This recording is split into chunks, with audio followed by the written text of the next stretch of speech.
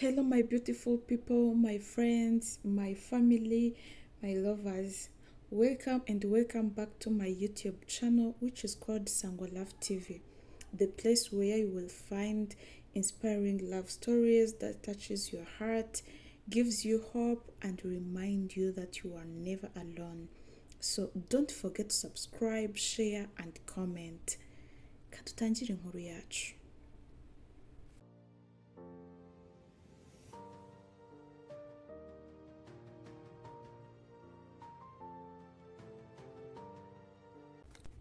Tubona umuhungu witwa Eric ari kwitegura yihuta cyane, ubona ko asa nk'umuntu ugiye.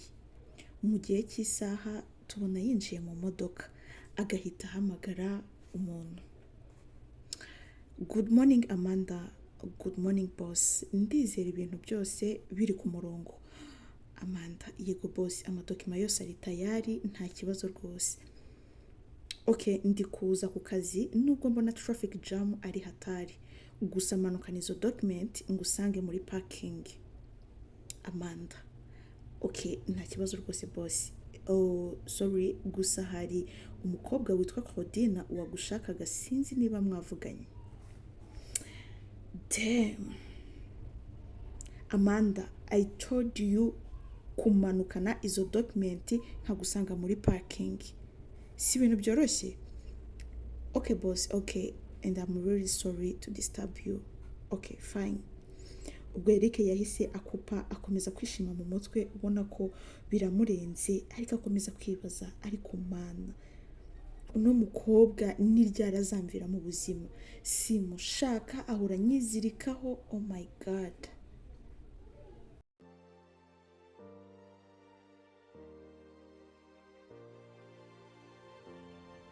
Umukobwa witwa Claudine aba yicaye ahantu, ubona ko haratuje, ari kunywa akaji, afite telefone ari kugenda scrollinga, abaguye kuri status ya Eric.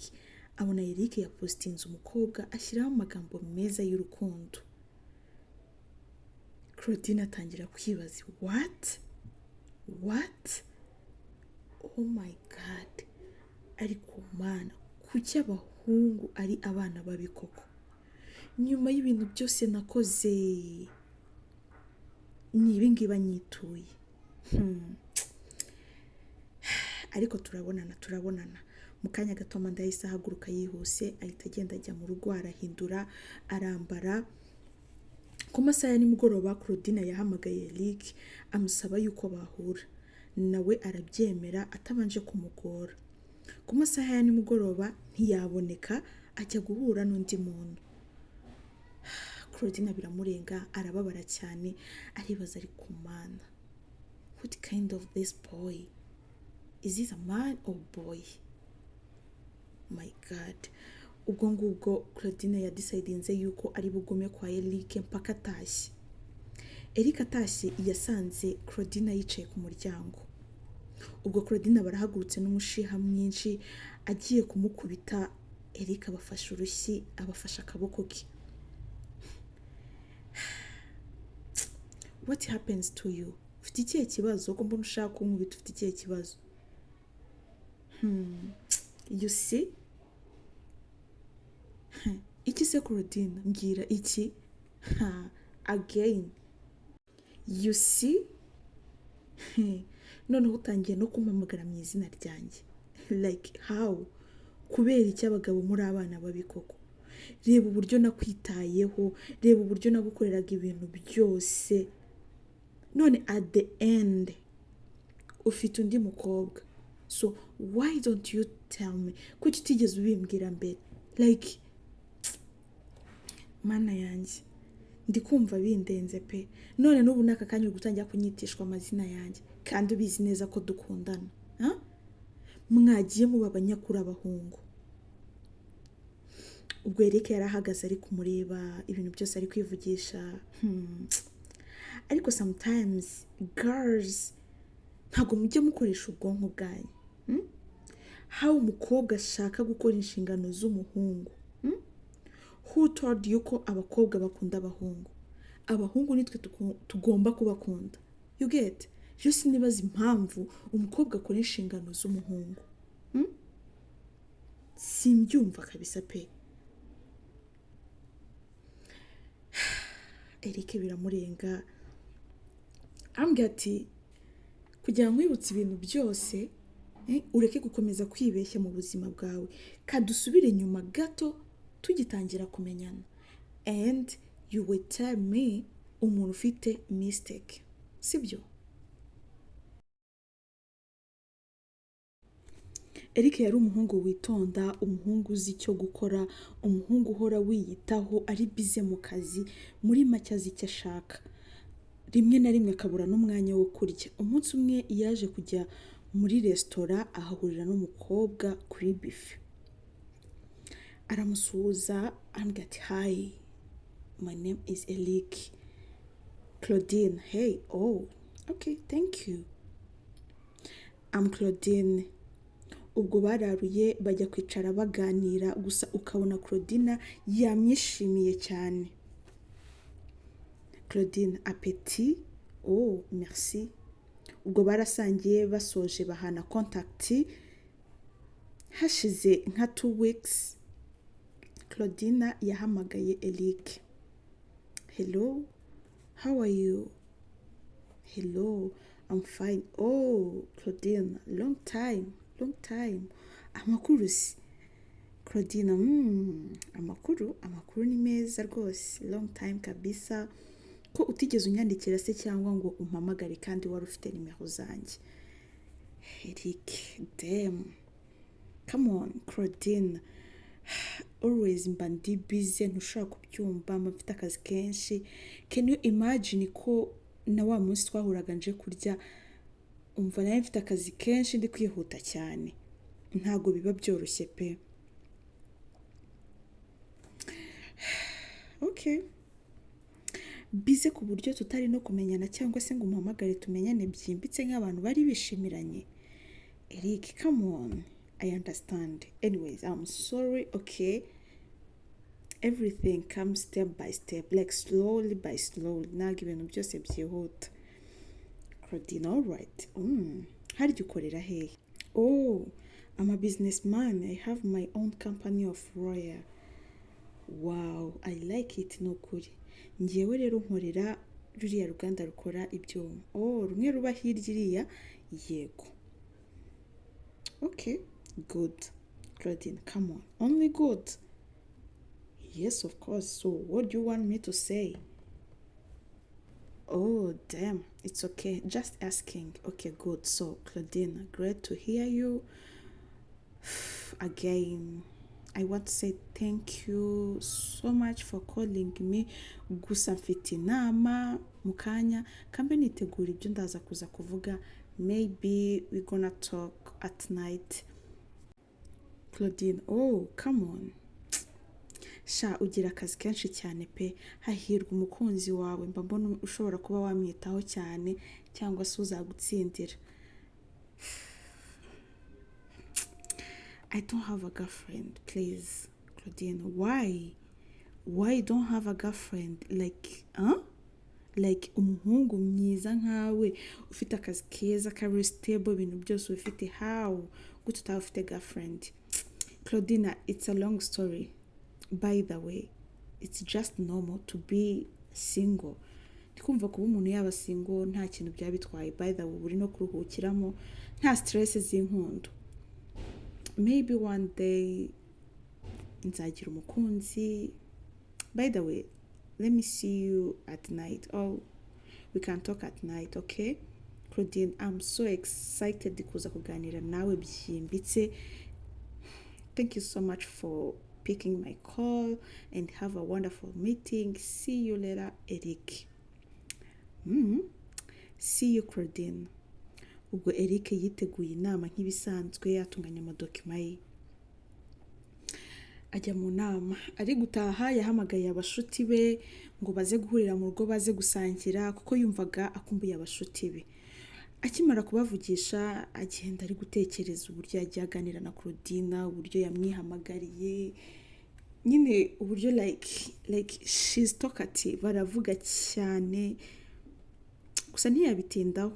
yageze mu rugo Eric ahasanga abashuti be barateka bararya barenjoyinga umunsi wo kuryama ageze bamwe barataha Eric nawe ariryamira almost hagati mu ijoro 5:05 Claudine yahamagaye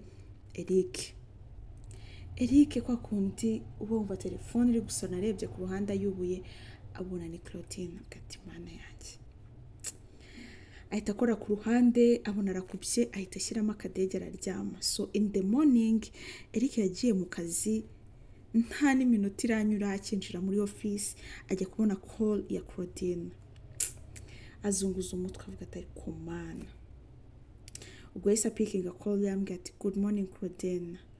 A good morning, how was your night? By the way, you didn't pick up my phone. Why? Kandi you promised me ko turaza kuvugana nijoro. Come on Claudine, mbwira uburyo twari kuvugana 5 z'ijoro.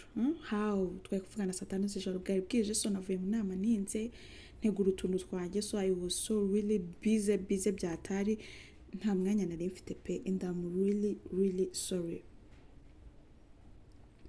Oh okay, thank you so much, ugusabye imbabazi and ndakubabariye, but next time don't lie to me.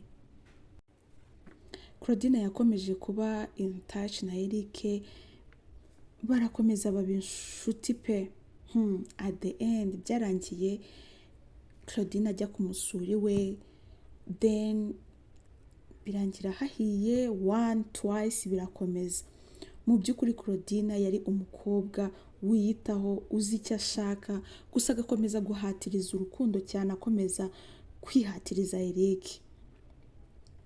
Rimwe na rimwe akagiwe akamukorera amasuku, akamuterera ipasi, ibintu byabuze mu rugo akabigura, sometimes akanararayo umunsi umwe iminsi 2, nyine bigeraho biba too much, ndetse na Eric akajya byibaza gusa akavuga ati okay it's fine, kuko sometimes iyo imboga zakwizaniye you have to eat.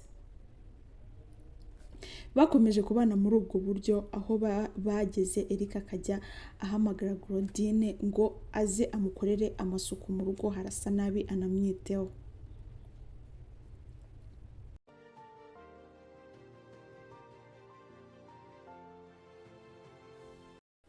Claudine yari ari kurira cyane, ari kwibuka ibintu byose.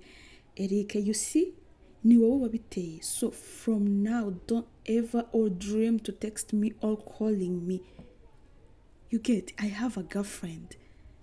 Wakomeje kunyizirikaho kenshi gashoboka, ariko nkakwereka ko nahari, ariko ugakomeza ugahatiriza. Mu by'ukuri hari igihe wanguriraga ibintu mu rugo nkabona nkurusha amafaranga, ariko nkibaza impamvu bikora. Nkabona ukora ibintu byose uri gukora inshingano zanjye, kandi sometimes abahungu dukunda ibintu twavunikiye. You get? So I'm really sorry niba hari aho nagukomerekeje, gusa guhera ubu ngubu ntuzigera umpamagara, mfite umukunzi dukundana. Mfite umukunzi dukundana pe. Oh, don't say that please, you know that I love you.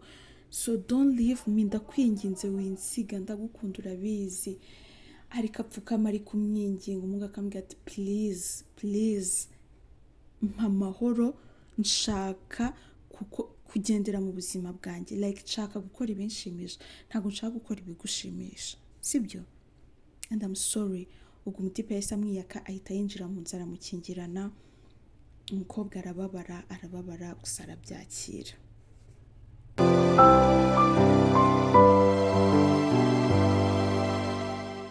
Umunsi umwe Eric yagiye muri banki agiye gushaka uburyo ki yakishyura abakozi be. Akihagera phone ye irazima, ata umutwe, biramutesha umutwe, yibaza uburyo ki agiye gusubira inyuma kandi ari kure, yibaza uburyo ki byagenda biramucanga. Ku ruhande rwe hari hicaye umukobwa witwa Bella, aramureba abona umuntu yataye umutwe. Bella, hello, ko mbona wabaye stressed, what happened? Eric, sorry, my phone is off now, kandi niho narinzanye all accounts of my employer. Bella, oh, is there anything I can help you? Eric, yes of course, njye wantiza telefone byonyine nkashyiramo email then nkazireba nkayigusubiza nta kibazo. Bella okay fine take it. Ubwo Eric yahise akoresha phone ya Bella areba ibyo yarebagamo byose gusa abonamo email ye ntiyabitindaho. Ubwo Eric yarebye ibyo areba ubwo arangije asubiza telefone ye Bella arambwira ati thank you so much. Bella arambwira ati you are welcome so see you. Bella ahita yigendera. Eric but you can give me your number tukazavugana. Bella avuga ati okay it's fine by the way weho wampiya kuko phone yawe yazimye and then nge nzakwandikira. Ubwo yamuhaye namba baratandukana. Hashize igihe atamuvugisha gusa Eric yibuka ko yigeze kubona email ye aramwandikira. Bella ntiyamusubiza agahora yibaza what happened ko cyatansubiza. Umunsi umwe Eric yari muri sport ari kwirukanka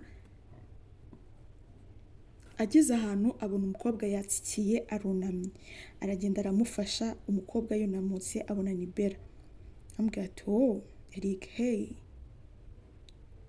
kuri hano se byagenze gute wahuye n'iki kibazo? Ambwira ati I'm sorry nagize akabazo gato ariko it's fine ngiye gushaka uburyo mpamagara baze bamfashe. Eric I'm sorry gusa nagufasha nyine. Ambwira ati no it's fine. Ambwira ati ahubwo kuki wanyihoreye nakwandikiye email ngo tuganire. Bella arambwira ati tuganire iki? Tuganire for what? Business iki? Ngiye numvaga nta kintu gihari cyo kuba twavugaho that's why ntigeze ngusubiza. Ambwira ati okay. Ambwira ati ariko twari kumenyana. Ambwira ati okay it's fine now we can know each other twamenyana ariko ntabwo ndi kwiyumva neza. Ubwo bahise bahana amanimero. Ubwo ngubwo Eric ahita afata umukobwa aramutahana iwe baramufasha. Yari afiteyo umutantine babana. Ambwira tumwiteho gusa umutipe aba so excited byatari. Ubwo bakomeje kuvugana baba inshuti muri bwa buryo bwiza bushimishije. So ejo ndashaka kuzaza kukureba. Ambwira ati it's fine nanjye nagushakaga. Ubwo ngubwo Bella yapanze kuza kumureba aribwo umuhungu yapangaga proposal ahitamo proposa like ngo bazabane.